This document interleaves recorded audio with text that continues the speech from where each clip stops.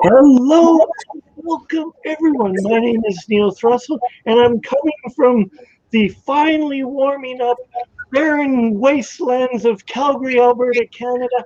And I'm super excited that to have, we'll introduce her a little later, my friend Katherine Stevens, who I don't have many friends in the world, so that she agreed to be on this show is even better.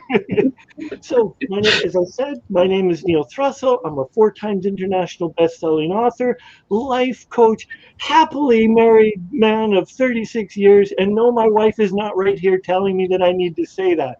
And I'm really excited, and I'm on coffee and sugar high today, and life is just good. So I'm excited to see my co-host Sarah Wade today. Hello, Sarah. Hi Neil, thanks for having us, and it's great to see everybody here with smiles on their faces. Is it all the caffeine buzz happening here, or are we just happy people? As you know, my name is Sarah Wade. I'm actually an art therapist and a pretty cool coach. I combine mindset coaching with art therapy to help people get artful transformations in unusual ways. And I'm really excited to be joining you from Perth, which is getting a little colder at the moment, but I didn't get a chance yesterday to go exploring. Had a really good time, secret agent mission in the bush. So we've got our fantastic guest with us today. Now, I'm going to have trouble saying your name, Katherine, so I'm going to introduce you as Katherine, who is the social media expert who's joining us today. Now, Katherine, please tell me how to pronounce your name so I don't muck it up. It's Katherine Stevens. Thank you. Sorry. Welcome. It's so nice of you to join us. And you're in Canada too, aren't you? Yes, I'm in the same city as Neil. And we just warmed up. It got to 18 degrees today. Ooh, 18, wow. I don't want to know that it's like 35 degrees in Perth today. No, we're actually pretty close. It's about 22, I think, today. So we're sort of ships in the night at the moment. Yeah. So I'm really excited to have Katherine on the show today, because anyone that knows Katherine can't help but share. And we were in the TV world, in the webinar world. The green room is what's the room that's backstage, and we were just in the green room, and we're just holding a casual conversation. And Katherine couldn't help share. She goes, "Neil, do you have a hashtag?" And guiltily, I said, "No." And within, I don't know, 7 seconds, she had already done a little mental calculation and come up with it. So thank you. So that's what we're in for the show. So Katherine, what are the medias that you like to use? Yes, we're on Facebook, but you're allowed to share with what you like to use. I love LinkedIn. LinkedIn is my professional space, and over the last year and a bit, it even started a little bit before COVID, it was starting to become more personal. So it was nice. You're always looking at work. You're not looking at memes and cat videos all day, but there is a little bit of that. And in the last year, people came to LinkedIn because we're stuck at home. People are looking for work, and discovered that it's a nice place without, politics and religion. And people were genuinely having conversations at a level that LinkedIn had not really seen before. So it's become a fantastic place. Cool. But it's your fault that I'm watching cat videos. Okay, no, that was Twitter, because you got me involved in Catterday. Yeah, Catterday. Yes, I did. Hashtag Catterday on Saturdays. Yes, I did. That was a few years ago. The good news is you can watch cat videos all day. It doesn't have to be Catterday. So, as to our listeners and our viewers will know that you can tell that Katherine and I have a great relationship because we've known each other. I don't know, 5, 6, maybe longer. 7 years. Can you believe it? Okay. And yeah, and we know each other through a program called the Evolutionary Business Council, but we won't talk about that.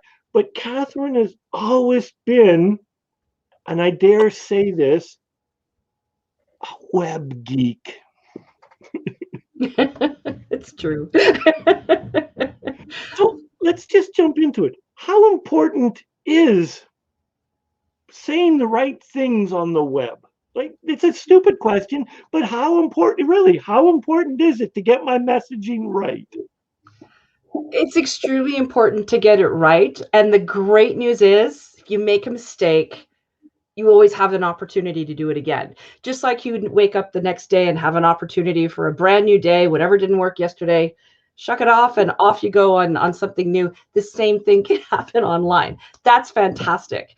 And you know what? When it comes to the messaging, it's really important to understand that it's not that different than being offline. What a lot of people don't think about is the filter. If I'm standing in front of you, I'm going to have a different filter.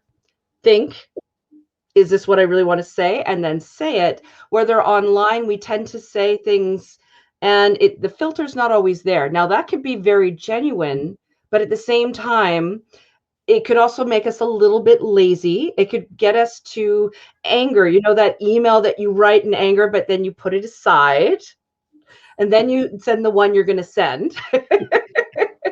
Unfortunately, there's the anonymity side of it. There's just the, oh, I'm not going to hurt someone's feelings. I'm just going to put it out there. And you just post, or we just post. I shouldn't say you. We post sometimes without thinking, is this really something I should have done? So the wonderful thing about messaging is you planned in advance what I'm going to say, how I'm going to say it, but who also do I intend to hear me? So am I in the right place? Are they going to hear me? Are they going to understand because I've chosen to articulate it in a way that my target audience or the people that I really want to connect with are going to understand? So a little planning will go a long way and get our message right. I'm actually curious on that note then, is if you have multiple platforms that you're using, Katherine, if you have the same message with the different platforms offering different things, would you tailor that information that you would share? We should be tailoring it to every platform. However, there is so much generic between Facebook and LinkedIn. You can sometimes have the same message across because you're going to connect with the same people.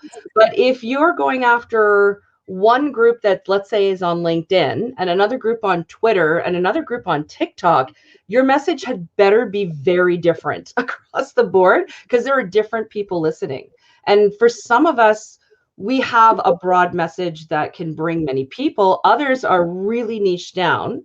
And, you know, we can talk about niching later, but niching might mean that there's only one place where 80% of your target audience is, and you only need to worry about that one location. Makes things much easier. And that's the whole point of being online, is how do we make it easier on ourselves so that we're not working 24 hours a day?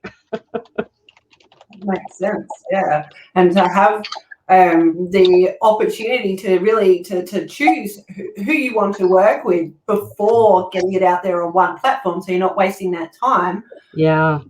Also streamlining, isn't it? It is. Yeah. I can't tell you how much easier, and it'll take less time too if we're planning that in advance. And I'm all about strategy and planning because it seems like it takes more time initially, and it does. But once you get to the other end, once you're at that halfway mark, you're getting very different results than if you just spray and pray. You've heard the term, you know, throw spaghetti to the wall, see what sticks. Spray and pray is the same thing. I'm just going to put out a bunch of messages, not going to think about it too much, just going to put what is out there, see what sticks. When if we had spent time getting to know our target audience, talking to our target audience, making sure that that message was crystal clear, and also something that they wanted. That's another secret piece. Is it something they actually want? Is it something that I should be doing, or do I need to do something a little more tailored to them, or should I go find a different audience so that I'm doing what I really want to do? There's so many things across the board. Yeah, I hear that. When you first said spray and play, I don't know if you noticed my eyebrow, but I thought you were talking about those Cat-a-day days again. You know what? I haven't actually used that hashtag before, but it does come up in conversation. And thanks for joining us, Nico, and anyone else who's joining us live. Feel free to drop in a comment, and we'd love to get Katherine involved in the conversation and answer any questions that you have. Yes. My personal experience, because I'm a horrific speller, from my personal, Facebook allows me a much greater leeway in my neologisms in spelling as opposed to LinkedIn. I get trounced on if the grammatic is not up to the Queen's English, or it doesn't. So and for me, I pay far closer attention when I use LinkedIn than I do to Facebook, and maybe that's just a lazy habit that I have. That if you're listening to this or viewing this, please spell better than I do. Please, please, please, please, please. You're speaking to a severe dyslexic with horrible spelling. And the great thing about where our platforms are today, and this happens in LinkedIn as well, it will often catch spelling errors. So you can tap on a word because it's got an underline or it's blue or there's something, I can't remember in Facebook now what it does, but it will let you know if you have a poorly spelled word. And I'm not sure if it's Queen's English or American English. That's the other thing, is you can use either spelling, but if I'm online, unless I'm speaking to a Canadian audience, and I'll use Canadian spelling, but I purposely use American spelling if it's going global, because that is the English, that is the level, and COUR is sometimes unknown to an American audience, and it's just the way it is, because they see it without the U. They know labor without that U, and it makes a difference. It also makes a huge difference in those hashtags. I've noticed that too. I'm an Aussie. We use U's. We have S instead of Z quite often, and we have with a U, not an O. But when you have a look into hashtags, the more trending ones have that American spelling. So it's been interesting to choose, which do I use? And I'm curious if there are other people out there who also have that problem. Is it a problem? Maybe I've got my problem glasses on. Which would be more global, or do you really hone down and target your market? I think there's a couple of ways of looking at it. If you're speaking to a target audience, because you can be online and speak to everyone within a driving distance. So there are artists this past year especially who've been putting everything online. They're doing painting classes, they're doing galleries and showcases online for their own community. So you can be online and be with people who are just driving distance to you, or be online and the whole world is watching. So it's both. Now imagine if you had artists in multiple countries, all English speaking, and then layered it on so that you have French speaking, Spanish speaking, Japanese, German, whatever it happens to be. Imagine using the hashtags from French on top of your English spelling, Queen's English spelling, Australian spelling, Canadian if it's different, and US, and you're bringing in all the artists because you're using artist hashtags.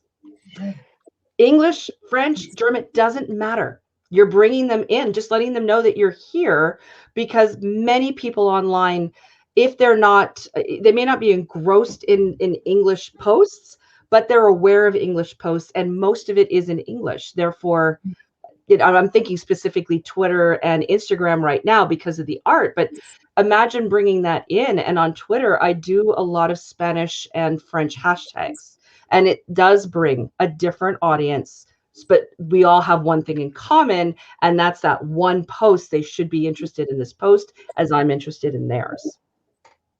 So really open it up by bringing in other people. So I have a question. So does LinkedIn still, is LinkedIn using hashtags, or is it ignoring it? I think it's 2 years now, a year and a half, 2 years ago. It might actually be the problem with COVID is it's really thrown me off as to how far back things were happening. So it might be 2.5 years now that hashtags have become very important to LinkedIn, and they encourage it. Think of 3 to 5. So 3 to 5 per post. And I want you to think of this terrible analogy: line the birdcage. Write your beautiful post, put up your image, put up your link, and underneath it on a straight line with hashtags. And they'll even, as you type slowly, it will even recommend what's currently popular so if you write strategy, or you write art, or you write novel, it's going to give you a couple that it thinks you might want that are popular. Cool. So then what we're implying is that pretty much it's only Facebook that's not too happy with those darn hashtags. You know what? Facebook is using hashtags as well. It's not as popular. Out of the top, it's probably one of the least popular, but at the same time, you can use it. You will find people using them. It's just a matter of pick a couple that are going to bring people to your post. But don't forget, when it does come to hashtags, you don't want to use the same 3 or 5 over and over again. So here's a way of looking at hashtags. So if we're going to use 5 as a number, the industry, you in the industry, and then 3 that are specific to this one post. So what is your hashtag industry? Who are you in your industry? And the post that you just put out, what are 3 hashtags that are going to bring people to this one post? That way, those 3 will probably change post to post to post, and it will bring more people to you to one post, but that's where they can discover you doing all the other things you do. That makes sense. Yeah. So I think in Facebook, I've been taught, and I don't know how you guys have been taught. And let us know, guys who are watching, how have you been taught? How have you been going with the process? But I've been putting hashtags in the comments, and in LinkedIn and in Instagram, they're completely different. So it's been interesting to see how people use their content, whether they're hashtagging within the content or at the bottom. The lining the birdcage is an interesting concept. I like that. In LinkedIn, line the birdcage. That you can use up to 30 hashtags in Instagram, but they're saying these days you want to keep it to 5 or 6 in the post, put the rest in the first comment. So, I think the same rule applies in Instagram. You can use your hashtags all the way through. So you could be typing your message and use your hashtags through it, line it on the bottom, doesn't matter because it's still within the same post. But instead of using all 30 in that one post, put the rest in the first comment, and it will still bring people to it. But mix it up. Don't use the same ones over and over. Mix it up. You have your core, and then you have specific to this post. And that way you have a best chance of being found. And don't forget to use hashtags that are in other languages, because they'll find you too. So can we go back to messaging? Yes. So messaging, this could go against, because we're all about the uplift, but is positive messaging more? Does it work, or is it the negative trash talk do you see that's getting more interaction? Oh boy, that's a good question. So let's add another layer to that. So you have positive, negative. Let's also add emotional and logic. Okay, so we've got 2 sets of layers. Negative gets people upset, and if our filter is not on, we post and send. We get mad, we post and send, and that can create amazing interaction. Interaction is great, but the result is this negative feeling. Nobody walks away a winner. And it's all something that's in the now, but long term we end up suffering for it. It's being that upset, and it just takes our energy. And sometimes just walking away, they upset you and you really want to get back, but you know what? No one's going to convince anybody on social media that Oh, now I see your point, and I'm in the wrong. You're right. That doesn't happen over social media. But how many That's people like are the dog owner describing? posting So on many posts. Catterberry on the cat on Cat Saturday. That's like the dog owner saying cats suck. And that's usually a 14-year-old And who so just that's the wants to create negative a response. reaction. And Mhm. they're, oh, you know what? There's always going to be trolls. But, for the most part, most people are perfectly fine. And if something does upset us, yes, we can just put our point down, but we never make it emotional. If we make it emotional, that's going to trigger people. And we don't know what level is going to trigger people. So if we write in a logical way, it could trigger someone. If we write in an emotional way, it could trigger somebody. But that emotional posting gets a lot of comments.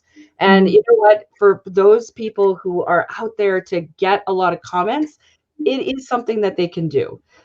But I prefer the positive side, uplifting, being uplifting, just like your show is uplifting. It is something that's going to nurture people and make people feel great and make them feel like they've been heard. That is sometimes the best part. And maybe you'll only get a couple of comments out of that, but you know what? You've got a fan. You've got a fan who's going to look out for your future pieces. And I think that is far more important than one post getting all this attention no matter what. So positive comments, praise, just recognizing the work that people have done, recognizing the things that, people have spent their time on, or the fact that you've seen it. And Neil, I think you've heard me speak about the 1% rule before. So it's a little bit different today, but years ago when they were looking at the 1% rule, only 1% created content. 9% engaged naturally. And then there was 90% who were 5 different levels of did not engage but consumed the data. Of these 5, 2 could be pulled into engagers, and then you had 1 that only engaged when there was an emotional trigger of some kind, and that could be anything from anger to the savior complex, where they see somebody being treated badly and they're actually going to step in on their behalf and then go back to not. Now, it's called lurking. It's not a bad word. It just means that they're there. And you know what? If you did something every day for a year and then you stopped doing it, and it was something that people liked, you're thinking, nobody sees my stuff anyway. I'm just going to stop. And then these people over time will say, hey, whatever happened to that thing you were doing? And you found out there were a lot of people actually watching what you were doing. They just never told you because they are not the natural engagers. So yes, you want to attract natural engagers, but there is always, you think about, for one person engaging, there are typically 9 that are not engaging, but they're still consuming what you create. So positive. They're watching for a reason. Then the more engagers, I mean, it's not the best. It's not the best formula to look at, that 1 + 9, but it is a formula that is still around the same. There are always more people who are watching than there are engaging with it.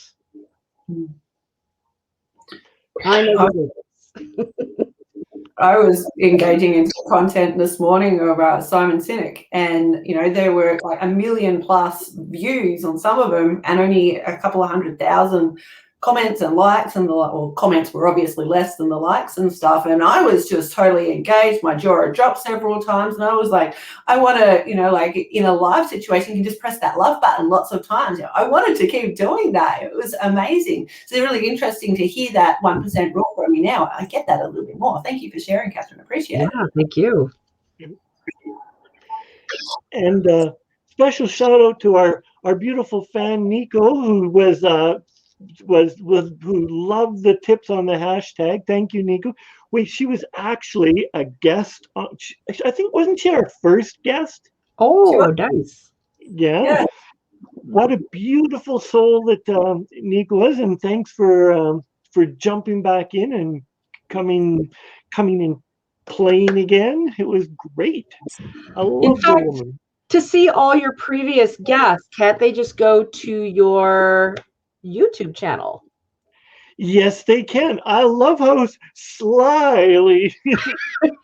Yes, we have. I have it. They're currently on Best You Can Be channel. It's called Best You Can Be, BESTU, and the word channel, and they're all there. Sarah and I have yet to create our own channel because we're just sort of. I'm going to put words in our mouth. Sort of just feeling this out.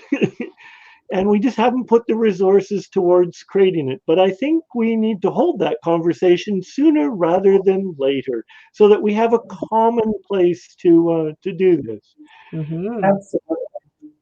Absolutely. Yeah, I feel like conversation in the green room after this. And it's like, once again, as I said, Katherine can't help but help. Appreciated. Oh, my pleasure. So, Katherine, I'm going to talk a little out of key. I was at an EBC event with Katherine, and we were going to go for a walk. And she said, I just have to do this.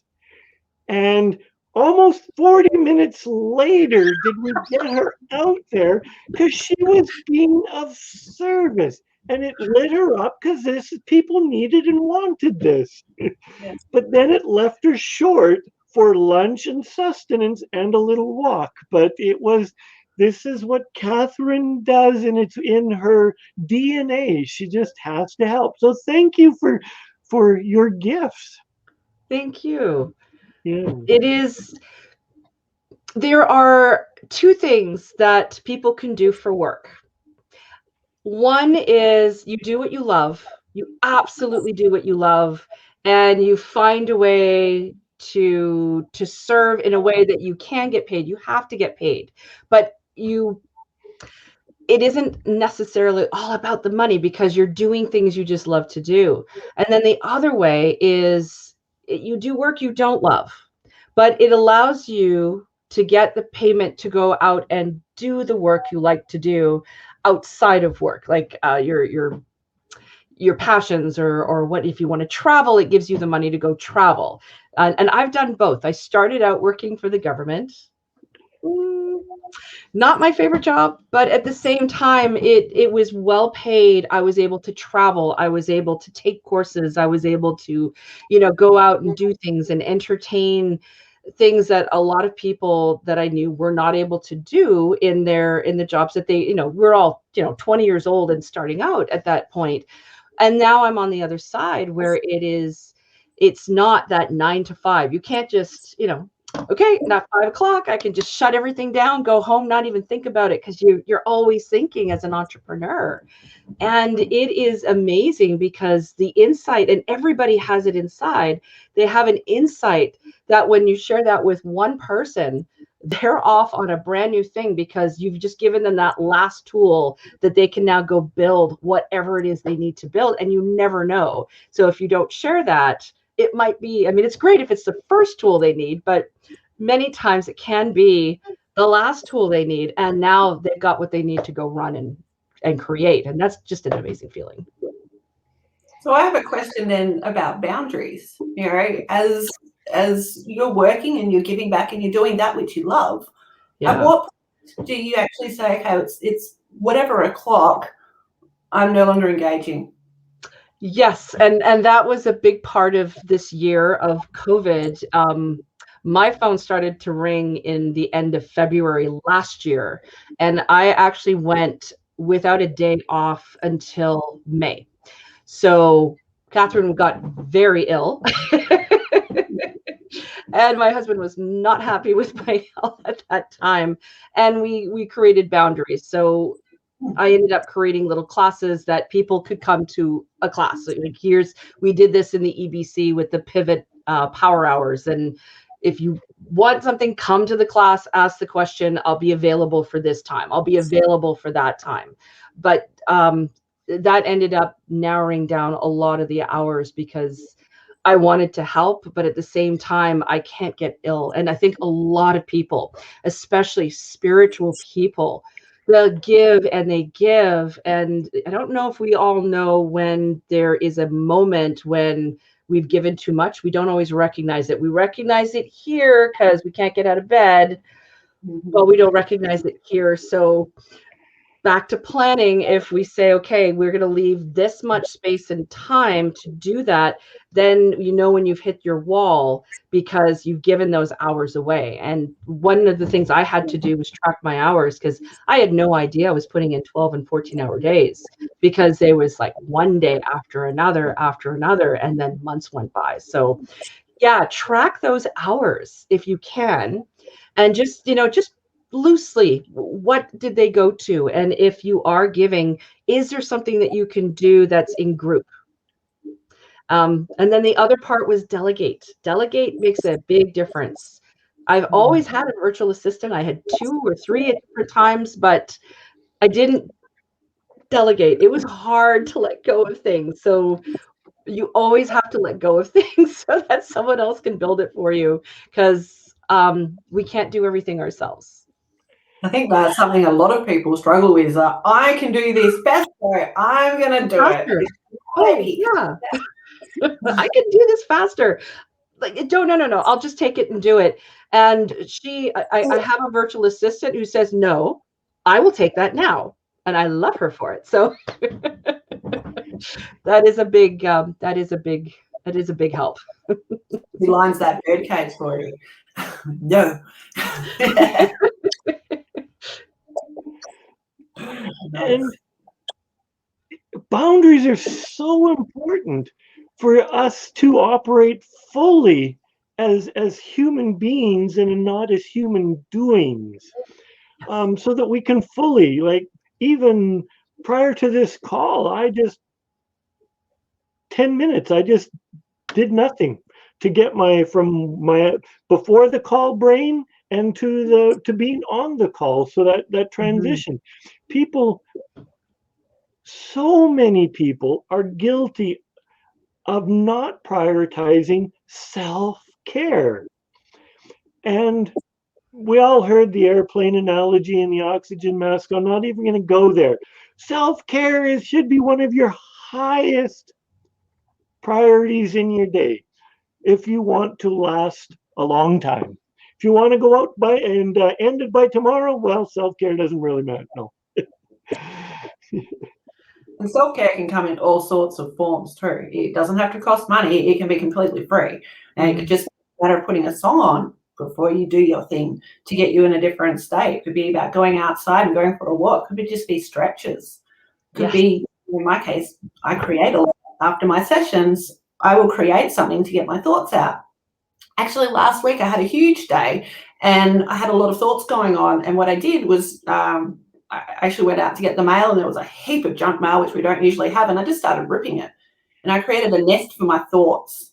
And I just sat there with it for about an hour, ripping paper and pulling it all together. And that was my self-care moment. It was a really amazing thing to be with me. This is my needs, my self-care, and my arms, the hairs of my arms are sticking up right now because it was so important to me. So whatever that is for you, do that self-care. It's so, so important. And it's the complete opposite of being selfish. Complete opposite. I'm going to jump out of order here because we normally do this at the end. But if you want to see, I'm pretty sure Sarah put her little nest there, little creative process on her Instagram post. Yeah. And it was fun. It like the if you're angry, ripping paper can help with that. It was like, but it was this creative process that Sarah created and did or done. So this would be how you can get a hold of Sarah on Instagram. And you can check out the work. I'm going to jump in and just briefly say I'm going to do a live on a creative nest and different ways that you can do things for your thoughts and have that real sacred moment for your thoughts. I'm just going to do a 45-minute session. You can find me, ask me details in the future. I'm not going to talk about that anymore because that's not why we're here. We're here to find out about Katherine and her amazingness. So on that, to circle back with self-care and looking at like maybe the content in advance, would you say it's advantageous then to look at a year in advance, a month in advance, so you have that more time off for self-care at other times? It's a good question. Content is something that is for most people up here. And you've heard the term brain dump. It's like, blah, here's it all on paper. But most people actually can't do that. They put a little bit down and it stresses them out. It is a process that really stresses people out because they start writing one thing and then, oh, they have to write the other thing. And then, oh, and then there's this. And then they forget all that great material. So speak into a microphone, go get an Otter account. That's otter.ai. Just speak it all out and then you have it all in text. If you don't have someone to do it for you, hire somebody to do it for you. But there are do-it-yourself messages. Do it in Zoom. I used to do it that way before I got my accounts. Do it in Zoom. Just speak. Just you're educating somebody. Just put it like you're going to put a lesson plan together, but you forgot all your papers. And then you're getting everything down. Oh, I know about this. Oh, I know about that. It's all down and it's in text, and then you can start moving it around. It's like you have a place to work from. And a lot of my clients, like I just start them out with these things, and it's like, ooh, there's a tip here, and there's an insight there, and there's a motivation piece here. Now they've got their content prioritized. Now you had asked about a week, a month, a year. If you can plan content for a year, but I'm talking about content up here, like bullet point. This is what I'm going to talk about this week, this month. Absolutely do that. 6 months, maybe. It's a good idea to plan so that you know what you're going to. If you've got an event coming up, you're actually working backwards so that you have that stronger. Let's say you have a conference that you want to go to. You want that stronger content closer to the conference, because then before that you got to educate, and before that you've got to become visible. So you're planting seeds that aren't going to bloom until about halfway through, so that it's really, really powerful. The problem with the year, unless it's an event, the problem with the year is things are going to happen that's going to completely derail what you had planned. Because, hey, maybe you can spin off this thing that's happening in the news. Now that could happen tomorrow. Somebody talks about uplift. We need to uplift people's emotion. Well, great. Guess what? Your hashtag just got a power boost and you're going to put out content because everyone's talking about uplift. A year from now, though, I mean, hopefully COVID will be done, but is there something else? And you're going to scrap everything you've done from month 7 and on, because you really need to work with what you did in month 5, 6, because that's what people really resonated with. So what you create too far in advance, it's again, bullet points are great, but don't create it all a year in advance because it may not be your focus. Your target audience might shift. They grow up, we grow up, they grow into something else. So do we grow with them and shift our work to match them? Or, you know what? This little target audience over here, they like my stuff now. They didn't like it 2 years ago. So I'm going to go play with these people for a while. So yes to the month, the day, the month, the week, the month. 6 months, careful about going too far. But bullet points, great idea. Yeah. All the way around. That makes sense. It's reminding me, if anyone watched Schitt's Creek, let us know. Great Canadian show, love it. It's reminding me of Johnny Rose, who had his timeless introduction to his video business, and it was very 80s, and he was still using it in the now, and it was completely not timeless.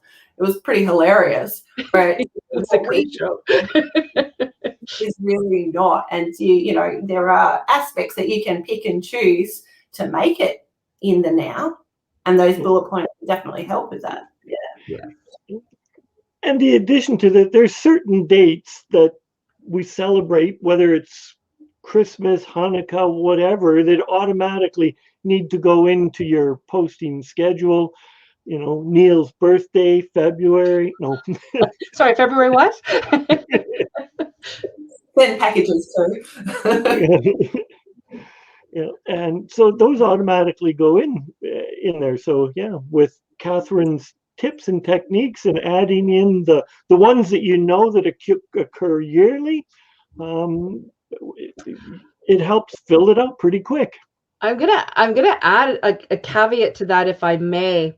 There are so many holidays. So one thing that is happening with holidays is backlash. So you talk about Christmas, why not Hanukkah? People talk about Chanukah. I know a lawyer in town, actually, Neil, you probably know him too, and he talks about Happy Chanukah. He's both, so he brings the two of them together. It's great.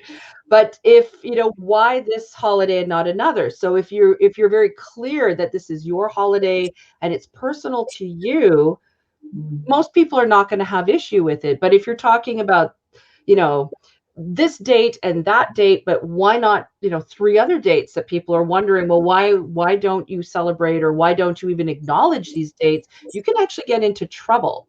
So if you're not going to make the holiday about your personal attachment to the holiday, it's actually a good idea not to do holidays. And it's going to depend who's your audience, who's watching, who feels left out. That's a question to think about, because people lash out when they feel left out. And then there is the, do you not recognize one versus the other? And it can be such a terrible time. And we're in a time in the last couple of years where people are in, they're shocked. They are triggered by so many different things. And we want to make sure that you have one post with all the holidays on it, or you have one post with everything on it, or just one because this is personal to me and I'm taking time off with my family. So happy whatever you celebrate, Christmas is mine. And that will not trigger anyone, or should not trigger anyone in any case. Because I don't know anyone that doesn't celebrate International Cookie Day. That's a good point. And I don't know anyone that doesn't celebrate International Coffee Date. Those are scheduled in my calendar. I don't know what you've got there are dates, there are calendars out there with every kind of date on it. And the one it just passed us is Talk Like a Pirate Day. I have a couple of weird friends and they always put something funny. They translate movie scenes. Oh my gosh, it's hilarious. So I always look forward to that one. But there are calendars that have 4 to 20 different, this day, depending where you are in the world, is considered that date. And it doesn't, they typically don't offend people, but it's also, if you are a cookie and coffee, you like to dip your coffee in your cookies, or vice versa, it is something that you can put out because it's fun and it allows you to bring a little humor to your feeds. That was one of my highest responses for a post. What's your favorite cookie to dunk? Right. What was the winner? Huge engagement. What was the winner? What cookie won? Oatmeal chocolate chip. Oatmeal chocolate chip. Okay. So if you were talking, if it was me during that post, you'd have a lot of Australians going Tim Tams, and you've got to bite the end off either end to use it as a straw, because otherwise you're not eating Tim Tams correct. Like, it's pretty important. And yeah, I had a few Aussies, but it was like, yeah, and they put that, but my audience currently is mostly Canadian, so it's back to knowing what a Tim Tam is and knowing who my current audience is, because I know enough not to insult that particular biscuit.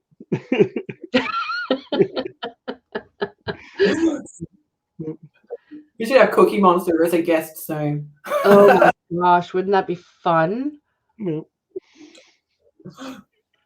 I feel like it'd be a crummy show. Oh. So what's trending right now? This is completely like we know our heart wants to be in, but what platforms in your mind are trending right now? So we've talked about messaging, but what is uplifting? What is down? What is mine? Like many people know crap, now I forgot it. The Apple phone one. Clubhouse. Yeah. So Clubhouse was everybody was on it. I don't know if everybody's still on it. So Clubhouse. Okay, I'm going to bring one little piece in here because I can't help myself. So Clubhouse and podcasts. You build your fan base to watch your podcasts. When you go to Clubhouse, you kind of arrive to an audience and you go live. It is different, but it reminds me very much. Do you remember Blab? 6 years ago, there was Blab. Had a great show. I loved Blab. Blab was it was almost like you could have 4 people on at the same time. So the 3 of us plus one more, and your whole audience could watch. You could switch people in and out. There was voting. It was a fabulous place. And you had accounts where you would just leave and somebody else would take over. And then you come back an hour later and then you could get back in. It was a great place. And people created these shows. And then one day Blab went poof. All the audiences that we had built, some of us had created systems for it. We were, hoping to do something bigger with it, and it was gone, and it took our audience with us. So when you think of your podcast that you're creating, you still want to get people on your mailing list. And Clubhouse, because it's just whoever's on, and you want to tell people to come on with you, come and join me. Because you do the same thing with your podcast. People can go see it after. Clubhouse, you need people to see it now with you, and you can gain audience because people are flipping around like they used to go in Blab. It's like, okay, I don't like that channel. Next. Oh, I like this one. I'm going to stick around. Or you brought your people with you live, but you got to move them somewhere. Your mailing list is still, no matter where you are in social media, no matter what you have out there on digital marketing, you've got to bring people back to your mailing list because it could turn off at any time. Now, Facebook won't turn off at any time, but do you remember when your pages used to bring you a lot of people when they used to see your posts? Not anymore. And notice that our groups are not being seen as much as they used to be. But your mailing list is still, it's still important to bring people there because that's a direct contact. Even if they're not being opened as much today, it's still a direct contact, and you won't lose people should they shut it down or kick us out of our page, whatever that happens to be. So Clubhouse definitely trending right now, and great. Go, invite people with you. That's important so that you have your own fans there. Try to capture as many people live as you can. Have a strategy to give them a reason. Have a freebie that everybody who joins you wants so that, for your email, you get this free thing.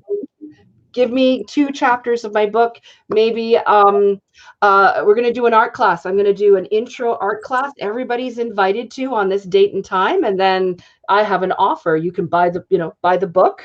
If you like the first 2 chapters, hey, come join me for the full class after the intro. So you've got a reason for people to have an exchange for their email, and now you've got them on their list. The other trends, well, goodness, TikTok. I wouldn't, it wouldn't be right not to talk about TikTok. And it's not that businesses aren't on TikTok it's not that businesses aren't on TikTok, but TikTok is for fun. It is very short. And if you've got as an entrepreneur, if you've got great short messages that makes your product or service fun, you can really do well on TikTok. But you can also go to TikTok just to have fun and create challenges. So people enjoy that in that platform. So that it's not a business platform per se, but some people who are very creative can certainly create a fan base.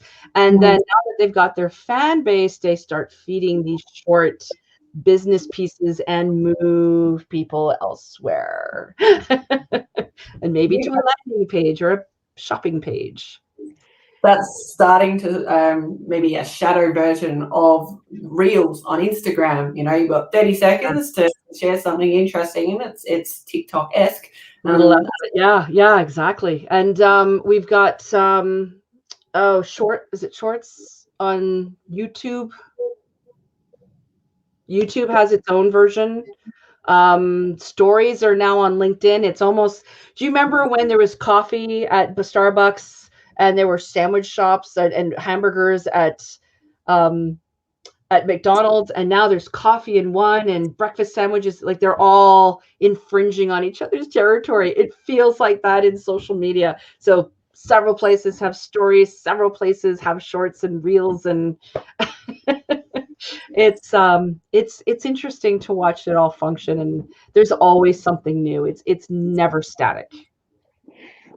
Nico reminded me of a very important day to post on social media. Yes. Oh, with you. So, Nico knows the way to my heart and Catherine's heart. Yes. By the way, did you know that there is a website out there that will rewrite the intro to Star Wars in whatever you have written? And for a fee, they'll put your logo instead of the Death Star. So I actually did that 3 weeks ago. It's a 90-second. Oh my gosh, it was so funny. And it's out there. I can't remember what it's called. It's Star Wars captions, opening, something like that. And if you want a great May the 4th message, I know there's going to be a ton of them out there on the 4th, for sure. Love that.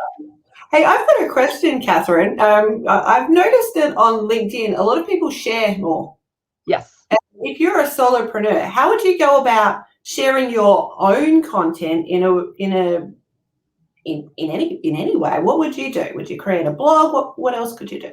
Well, LinkedIn has the built-in, blog, the articles that are there that used to be the old LinkedIn Pulse. So you can have articles, and if you're writing an article, you can have several pieces of short content. If you're writing an article and you're creating short content, well, you can create a video to introduce it. So you want to do your video, everyone. You're going to get the most interaction with video. So please think video. But your text is going to get people as well. It's easier to search. You're going to put your hashtags in it. You're going to put your calls to action at the end of everything you do. And when it comes to content, I think it's more important to be consistent. So if you're going to post once a week, then you post every week. Rather than posting, I'm going to post 5 times this week, and then I won't post for another month. So once a week. And if that is all you've got to do, that's all the time you have for, it's better to do that. So if Tuesday at 11, you're going to put out something every Tuesday at 11, that's great. What's even better is to go looking for people who have your audience, who also post content, and comment. You want to share, because they're going to check you out. They like what you do, and you always comment like an expert in your field. You don't say, yeah, awesome. Please stop doing that. Please stop doing that. Comment like you just ruined me. This is your chance to impress people without even putting out content. Now, you always put out some content, but you don't have to put out a lot if you're not a content creator, a happy content creator. You can do just as well in LinkedIn just by finding content rock stars with your audience. And it's not to take away the spotlight from them. And you can even share their content with your expert, because you're going to position that content for your audience, be seen as an expert in the field, and you might actually gain quite a few more people looking at your profile because they liked how you positioned that little bit, and all you did was write a comment on someone else's post. Makes sense. So, Katherine, you're obviously a social media expert on LinkedIn. Neil, how do we find Katherine? On LinkedIn, I'm at Katherine Sagley-Stevens. And I think, yep, you've got it right there. That's where I play most often, is in the back end of LinkedIn, and I look for patterns. I follow a lot of different people, not just in my industry or in my client base, but a lot of different areas, because what people try in artists and in authors, we need to look at that because it really works for them. Let's see if that will work for us. Or we see something that really worked a year ago, and maybe that won't work well today, but a year from now, old school is big again. We've got snail mail. I love getting snail mail. Oh, I know, snail mail, but it's great. So things that were old, try it again. Things that were new, try them, try them still. See what works for your audience. And oh gosh, Twitter's the fastest way to test something. And I find that LinkedIn and Twitter really work well together, because the two of them, one is working very quickly, and then you can get the information and see what hashtags are really working on Twitter, because it changes every couple of hours. See what new hashtags can you bring to LinkedIn. Makes sense. Yeah. Thank you.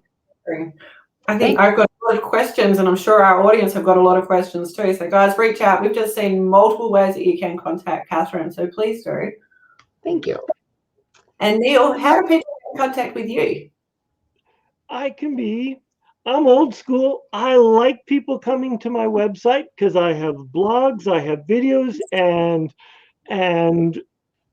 of course I want to capture your email address, because of course I want to stay in contact with you. But if you don't want any of that shenanigans, I can be found on Facebook under Neil Thrussell, and memorize this handsome face, because there is another Neil Thrussell out there that is in New Zealand, and I missed when I was in New Zealand to check him out. But hey, and the best way to get a hold of you, Sarah? Well, I'm on Facebook. You can check me out on Facebook, and you can also find me on Instagram. Instagram's quite interesting because you literally just see an image, and you can click on it and go, actually, that interests me, I'm going in. Whereas I find Facebook, you got to scroll a bit more and you might give up a bit early. So check me out on Instagram and go out there and design the life you desire every day. Because unfortunately, we only have 60 minutes to spend with Katherine, because she needs to do some self-care, because what you didn't know is that she wasn't feeling so well for the last couple days. So we're really honored and blessed to have drug her this far and for this long. So thank you for sharing your precious time with us, Katherine. And I would just like to leave with